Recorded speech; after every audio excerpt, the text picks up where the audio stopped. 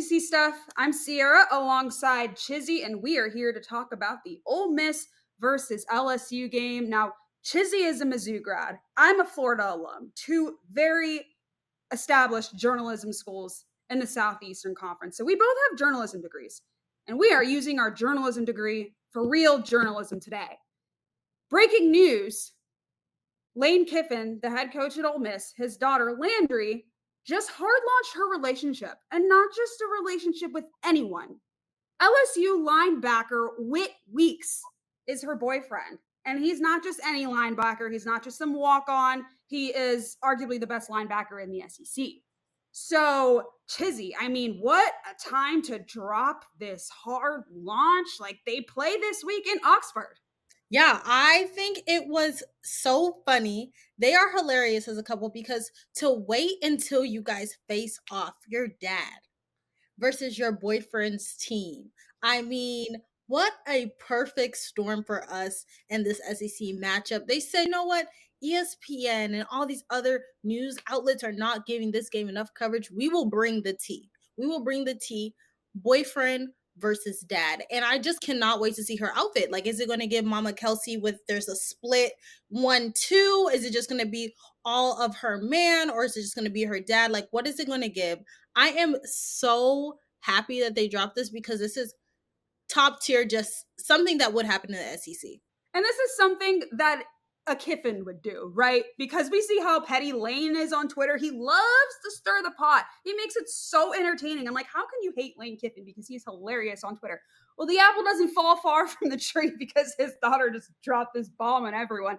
National media is talking about it. I felt weird commenting on college kids' relationships, but there's people twice my age talking about it. But yes, I'm very curious. Like, has Landry been at the LSU games this entire time? And we just don't know? Has she been, pulling a Taylor Swift and sitting in the box seat? Like, who knows? This is literally, I think you just asked some great questions. Like, has Landry just been in hiding at the LSU games and we just haven't been able to see her? And is she going to be on the big screen this weekend? It's a great question. She has to be. They're going to give her the Taylor Swift treatment, I think, now, because they're going to be like, oh, is she at the LSU game? Well, let me show. This is Lane Kiffin's daughter. Hilarious. Like, perfect comedic timing on her part. Like, A+. And honestly, Landry has great taste. Like, Whit Weeks is an incredible football player. I saw him on the SEC documentary on Netflix when they featured LSU, and I'm like, Whit Weeks just seems like a great kid. He just seems like a cool guy, Southern boy that you just want to go to a bar and have a beer with. And clearly Landry gets that. So props to her. Great couple. And this is SEC royalty. It is. And I am super excited for this matchup. And I'm so happy that she brought more tea to the game and more eyes on the game as well. Also, speaking of Lane Kiffin, he wasn't too happy about this not being a night game, which this is an incredible matchup. This is a top 15 matchup with Ole Miss and LSU. But he was like, I just know it's what it's going to be. We'll play LSU. It'll be a night game. So he thinks that when they go to LSU the next year, that it's going to be a night game. And he's like, I'm sure we'll be in Georgia too. If you set expectations that way, you won't be upset when it happens. So do you think this should have been a night game? Because this is a top 15 matchup, but you're competing against the Georgia-Alabama game, and you're competing against the Penn State-Oregon game as well for that night slot. So this is a 2:30, but I mean, I think all eyes should be on Ole Miss LSU because this is a sneaky good matchup. More than a sneaky good, this is a great matchup. Great matchup. Exactly what you said. I mean, we have the first in the SEC versus second in the SEC. Like, this is prime time for me. I know that the Georgia-Alabama is like always a night game. It just feels always like a night game. But like, if we're talking about the quality teams that we have right now in the SEC, I'm not saying Alabama isn't, but I'm saying if we're talking about Ole Miss versus LSU and a Georgia team versus this Alabama team, I would have rather saw that LSU Ole Miss at night.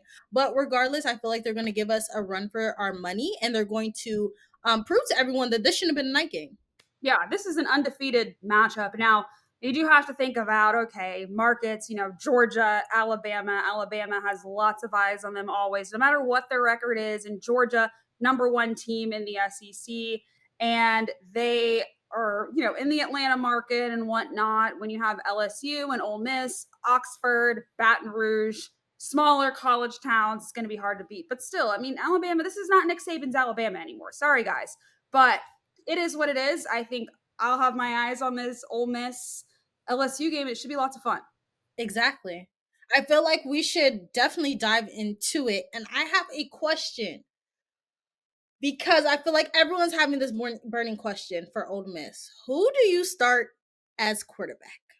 Yes. And so Ole Miss head coach Lane Kiffin, of course, kept it vague as he should, as I would do the same thing if I were in his shoes, on who the starter would be, on if Austin Simmons, the original starter, is going to play. He had some ankle injury that he suffered during the Kentucky game, and he didn't really play much in Arkansas. He played against Arkansas. He played in that one drive, but I mean, Trinidad Chambliss is just dominant. And I was like, how did this guy end up at a Division II school? And Ole Miss, he just fell into their lap, and props to them for getting him. But Ole Miss played against Tulane last weekend, and there was lots of talk on Tulane might be one of the better G5 teams. Could they upset Ole Miss? They have their quarterback, Jake Retzlaff, who is a transfer from BYU.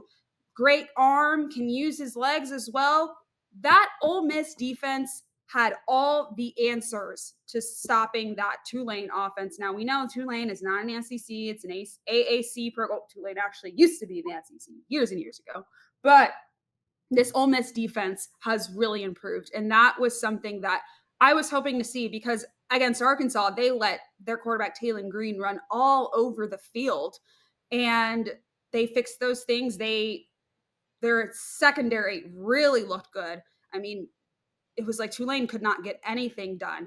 The Tulane was a 2 of 29 passing, 104 yards, and Retzlaff had 34% of his completions, 1 interception.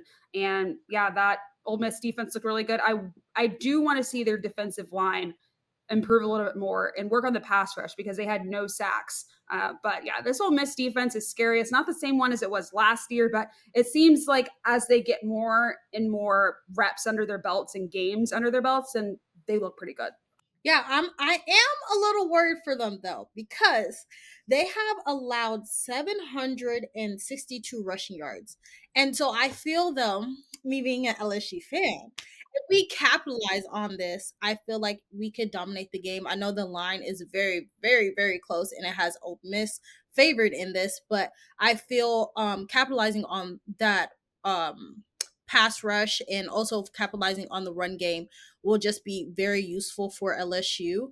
I'm just very, very, very curious on how my fave in the game, my defensive coordinator from LSU, is able to scheme. And if Trinidad Chambliss is in, because he is such a phenomenal player. I was watching his tape and I was like, how in the world? And he has 0 interceptions. I'm like, the way that he plays is, it kind of gives a little bit of like backyard football in a sense. But LSU really needs to make sure that he is on the move, because him in the pocket, he looks so effortless. I'm like, how is he so calm? Like you said, how did he fall into a Division II school? Because it makes no sense whatsoever. Yeah, it is. It is crazy how well this kid is, and he was the backup. And if I'm Ole Miss, I am keeping him as the starter. I know there might be some quarterback controversy if Austin Simmons gets healthy. But word quarterback controversy is so funny to me, because it's a good problem to have when you have 2 quarterbacks battling at it. But Chambliss, I mean, he just looked incredible against Tulane. He had over 300 passing yards, 112 rushing yards against Tulane. He is actually one of 4 quarterbacks in Ole Miss history, one of them including the great Archie Manning. He is one of 4 Ole Miss quarterbacks to go for passing 300 yards and 100 rushing yards in a single game. So, I mean, this kid is extremely talented. And if I'm Ole Miss, I am keeping him as the starter. Now, he will go against that talented LSU defense, which is going to be the hardest defense that Chambliss has ever played against. I mean, he played against a crappy Arkansas defense when it comes to SEC experience, and that's the only experience in the conference that he's had. So it's going to be really interesting to see how he goes up against a really tough LSU defensive front. 100%. I feel like with that being said, I wouldn't even start Austin Simmons just because of the LSU defense. I mean, you have a the injury being on his ankle, and to see how much pressure that LSU creates, Blake Baker's scheme is amazing. So sorry, just love that man so much. But see how much pressure he creates on the defense. Why would you risk a not 100% quarterback going in when you have a quarterback who's already been doing amazing for your team? Take over that spot. So I just feel as though this is just going to be such a good matchup. I'm very excited to see. And Lane Kiffin, like you said, is just keeping us on our toes on like who's going to start. But also, I saw an article where Lane Kiffin was talking about how he tries to trick teams by having both quarterbacks in the huddle. I love that for him. I mean, if I'm LSU, I'd be like, who's coming in? So you have to plan for both quarterbacks at the end of the day. Yeah, Lane Kiffin is the petty king that we need at the University of Florida. Please come to Florida, Lane, please. I digress. Absolutely. But yeah, this Ole Miss offense, it's going to be the Ole Miss offense versus LSU defense as well, because that, like we said, the LSU defense is extremely talented. And I want to see more of Chambliss's dual threat ability against a tough defense like this. And it's going to be like, okay, can LSU contain him? Because they were able to contain a quarterback like DJ Lagway. I mean, they picked him off 5 times. Now, as we see Florida progress, it's like, okay, I don't think DJ Lagway is actually that healthy because news just broke that he's in a boot now. So we'll see how this LSU defense is going to be challenged, because this is going to be one of the toughest teams that they face all season. This LSU offense is a bit of a concern for me because, I mean, we saw Brian Kelly crash out a few weeks ago when they played against Florida, and their offense didn't really look that great. And he was freaking out on a reporter because someone asked, "What's the deal with your offense?" And he was like, "What do you want us to do? Drop 70 points every game?" No, but continue those drives. And so we saw how they played against Southeastern Louisiana. Great, put up over 50 points, but that's your cupcake team. You're supposed to do that. And now they play a very talented Ole Miss team with the defense that seems to be improving. And now we see that LSU quarterback Garrett Nussmeier has a torso injury, and then their running back Caden Durham has an ankle injury, and we don't know how well or how mobile he is. So that's concerning for me if I am LSU. Yeah, 100% on that. Second, everything you said. Looking at the injuries, I'm like, woof. We do need to prove ourselves this game 100% because, like you said, the questions on offense still are unanswered because of Brian Kelly's crash out. So we need to come in and prove ourselves, but it is tough when you have your starting running back kind of day to day, as Brian Kelly said. He's hoping to start him on Saturday, but it's kind of going to be split between Jawan Johnson and Harlem Berry. So just having those two guys in kind of just raises some concern for LSU just as a whole, because it's like we have Florida and we barely capitalized. The defense saved us, but we need to answer the questions on offense and to see what Mr. Just Do It Nussmeier can do for us. We do have Tradez Greenback, so that's a huge, huge good. It's a huge thing for us as an offense. But like you said, with that torso injury, how much is Nussmeier going to perform, and how much are we going to blame the offense on that? Yeah, and I'm not a doctor, obviously. I just said I have a journalism degree, but a torso injury, I don't know how limited he is, but Garrett Nussmeier is not a super speedy dude as we've seen as of lately. I mean, Ole Miss has played against way more mobile quarterbacks like Taylon Green. Even Jake Retzlaff can be a bit mobile as well. So that'll be interesting to see how healthy he is. Obviously, Brian Kelly's not going to give us a full report probably because I mean, I wouldn't either if I was the coach, but yeah, we'll see how exactly he feels. And I feel like we are going to find that out on Saturday. Yeah. I really think it's going to be, it's so funny how it's kind of like opposite ends. That Ole Miss has to do really good on just containing the offense. And I mean, as always, it's the opposite ends, but like capitalizing on Nussmeier already kind of being a question mark. They can really make their statement. And then for LSU, the defense already answered the question, but it's like offense, are you going to answer the question being second in the SEC for your second real in conference competitor? Thank you guys so much for watching. I cannot wait to see Miss Landry and the tea that will be spilled this Saturday. I hope you guys enjoy and let us know who you guys think will win this Saturday.